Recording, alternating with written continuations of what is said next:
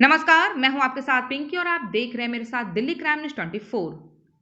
बररवा प्रखंड के आहूत ग्राम में बंद पड़े अस्पताल को लेकर कांग्रेसी और आजसू के बीच आरोप प्रत्यारोप का दौर निरंतर जारी है, जहां एक और इस अस्पताल की जर्जर अवस्था के लिए आजसू द्वारा वर्तमान विधायक व ग्रामीण विकास मंत्री आलमगीर आलम को दोषी बताया गया था। वहीं इसके जवाब देते हुए कांग्रेस के विधायक प्रतिनिधि बरकत खान द्वारा इस अस्पताल की जर्जर अवस्था के लिए पूर्व विधायक अकील अख्तर को दोषी ठहराया गया था, जिसका खंडन करते हुए आज आजसू के नेताओं द्वारा एक बार फिर से आरोपों की झड़ी कांग्रेस पर लगाते हुए प्रेस विज्ञप्ति जारी की गई।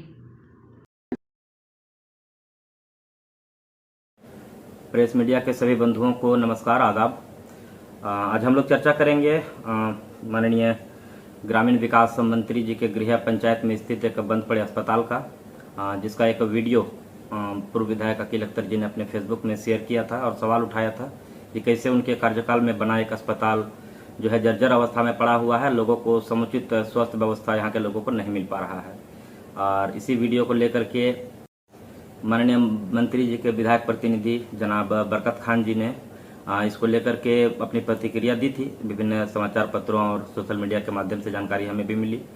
उनके जवाबों को हमने सुना तो वो जवाब कम और आरोप ज़्यादा लग रहे थे, क्योंकि उनके पास जवाब था नहीं। जवाब देने के बजाय वे आरोप पढ़ने का काम कर रहे थे।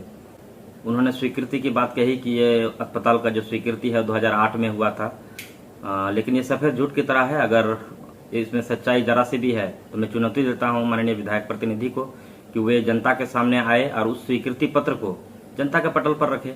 और यदि आप झूठ बोल रहे हैं तो जनता के सामने आपको माफी मांगने की जरूरत है। स्थान का चयन को लेकर के भी उन्होंने आरोप लगाया था, लेकिन स्थान का चयन के बारे में मैं बता दूं कि जब अस्पताल का निर्माण हो रहा था तो आहूत ग्राम पंचायत में उस तरह का जगह कहीं मिल नहीं रहा था और कोई देने के लिए भी तैयार भी नहीं थे। लेकिन काफ़ी मान मनोवल और अकील अख्तर जी का अथक प्रयास के बाद स्वर्गीय अभी जो है नौशाद अली जी ने अपना रैयती जमीन देने का काम किया था, जहाँ पे अस्पताल निर्माण का काम हुआ था। और ये लोकेशन जितना खराब हुए कह रहे हैं उस तरह का तो है नहीं। अभी भी आप जाइए जो बररवा और फरक्का पथ में जो है उसके तो वेल कनेक्टेड उसके बगल में ही जस्ट वो स्थित है। जहाँ तक डॉक्टर और नर्स की नियुक्ति का सवाल है तो जब अकील अख्तर जी विधायक थे उस समय तक 2014 तक उनका कार्यकाल था और उस समय तक यह अस्पताल निर्माणाधीन था, यानी बन रहा था। और विभागीय अड़चनों के कारण जो अस्पताल का भवन था वो हैंड ओवर नहीं हो पाया था उस वक्त तक। तो वे ये भी झूठ बोल रहे हैं कि 2 साल उनके पास समय था। और मान भी लेते हैं अगर 2 साल उनके पास समय था, तो अगर अकील अख्तर जी नहीं करा पाए थे 2 साल में डॉक्टर की नियुक्ति, तो आपके पास उसके बाद 14 के बाद से तो आप ही हैं। आपके पास 9 साल का समय रहा, आपने क्या किया अभी तक? ये 2 साल आपको पर्याप्त लग रहा था, लेकिन आपका जो 9 साल है ये आपको पर्याप्त नहीं लग रहा है क्या? जहाँ तक मरम्मती का सवाल है तो ये एक सोची समझी और जनता इसके बारे में जानती है, क्योंकि मरम्मती जो है वो किस नीति और किस नियत के तहत किया जा रहा है जनता को बताने की आवश्यकता नहीं है। क्योंकि अस्पताल 9 साल से जर्जर पड़ा हुआ था, खंडहर बना हुआ था, इसकी सुध को किसी ने नहीं ली। अब जब चुनावी वर्ष आने के कगार पर है तो जनता को लुभाने के लिए और जनता को बरगलाने के लिए जो है एक टेंडर जो है बनाया जाता है इस अस्पताल का।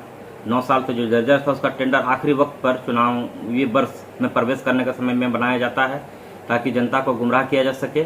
और इस टेंडर के जरिए वे कमीशन खोरी और किसी पगड़ी का खेल करने वाले हैं, ये जनता को पता है। ये बताने की मुझे आवश्यकता नहीं है, क्योंकि इससे पहले भी लोगों ने देखा कि किस तरह से विभिन्न तरह की सड़कों और विभिन्न तरह के निर्माणों पर जो है कमीशन खोरी और लूट-पूट का खेल इस प्रदेश में और इस क्षेत्र में चला है।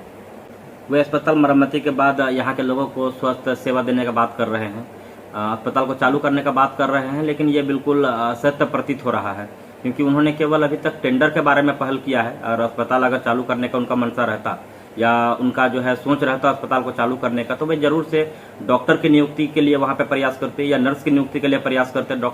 दवाई अथवा जो इंफ्रास्ट्रक्चर लगेगा अस्पताल के अंदर, ये जो संसाधन लगेंगे उनको जो है व्यवस्था करने के लिए वे पहल करते।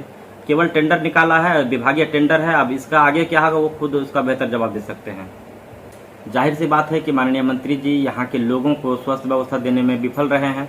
और जो सुविधा मिलनी चाहिए यहाँ के लोगों को, जो गरीब जनता ने उन्हें जिताकर जनादेश दिया या फिर उन्हें मंत्री बनाया, उन लोगों को जो सुविधाएं स्वास्थ्य के बारे में मिलनी चाहिए थी वो बिल्कुल नहीं मिल रही है।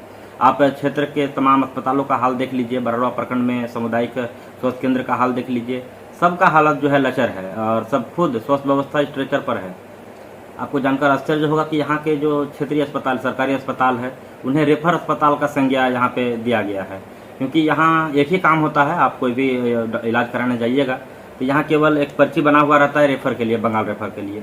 यहाँ के लोग त्रस्त हो चुके हैं इस चीज़ से कि अपना झारखंड